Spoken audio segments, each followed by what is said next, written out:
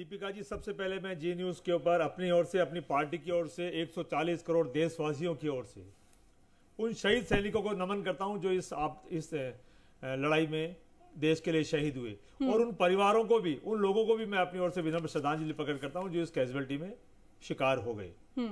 और आपके चैनल पे देश की सेना को मैं बार बार सैल्यूट करता हूं, पूरी कांग्रेस पार्टी की ओर से, अपनी ओर से, जानू जी की तरफ से और 140 करोड़ देशवासियों की तरफ से, कि हमारी हिंदुस्तान की जाबाज सेना ने, हमारे जाबाज सैनिकों ने पाकिस्तान का, आतंकवादियों का मुंह तोड़ जवाब दिया है। उनके 9 ठिकानों पे हमने हमले किए, 100 से अधिक आतंकवादियों का सफाया किया, हमने उनके एयरबेस साफ किए, और जितने भी उनके ड्रोन हमारे देश के ऊपर आ रहे थे, हमारे जाबाज सैनिकों ने उन एक भी ड्रोन को जमीन पर नहीं उतरने दिया, आसमान भी नष्ट किया। पूरा देश आज अपनी सेना पे गर्व कर रहा है, कांग्रेस पार्टी भी गर्व कर रही है, और हमारे 56 इंच के सीने वाले हमारे देश के प्रधानमंत्री, उनका सीना जब और भी चौड़ा हो जाता है, जब तमाम पॉलिटिकल पार्टियों ने, 140 करोड़ लोगों ने अपना पूर्ण समर्थन देश के प्रधानमंत्री जी को फ्री हैंड करके कहा कि आप फ्री हैं, पूरा देश आपके साथ खड़ा है, और गर्व के साथ कहना पड़ रहा है कि देश के प्रधानमंत्री जी ने भी सेना को फ्री हैंड किया, सेना को फ्री हैंड किया। आपको जैसा ठीक लगे, आपको जो स्थान, जो समय ठीक लगे, आप पाकिस्तान का आतंकवादियों को सफाया करें, और हमारी सेना ने वैसा ही करके दिखाया। पूरे देश को हमारी सेना पे गर्व है।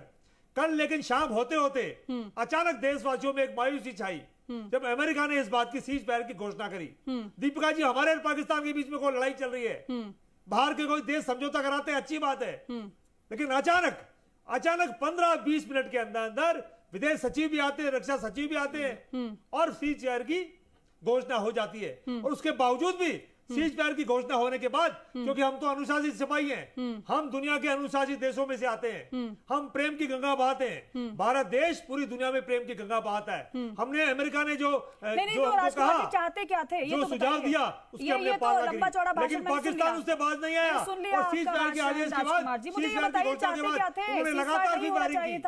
राजकुमार जी बताइए ना।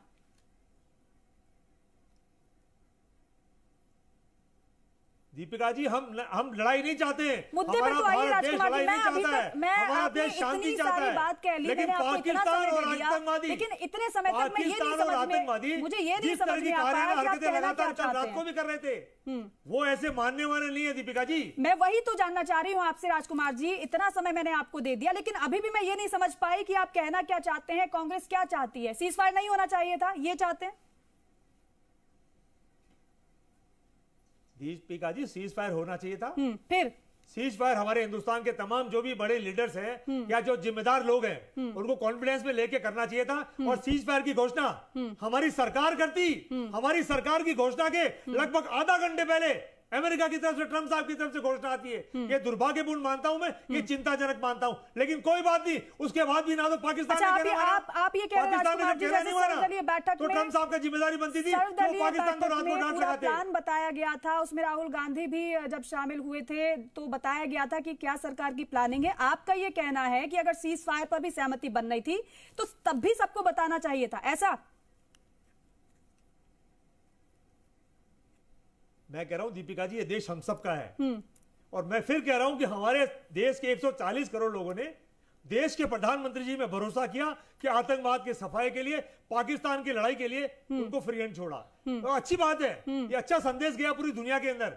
लेकिन जब सीज फायर वाला मामला हुआ, और सीज फायर हुआ, वहां तक भी ठीक है, लेकिन हमारे दुश्मन देश पाकिस्तान ने सीज फायर के पालना नहीं की है। उसके घोषणा के 2-3 घंटे बाद लगातार 11, साढ़े 11, 12 बजे तक लगातार वो फायरिंग करते रहे। तो अमेरिका की जिम्मेदारी बनती थी कि वो पाकिस्तान को डांटते।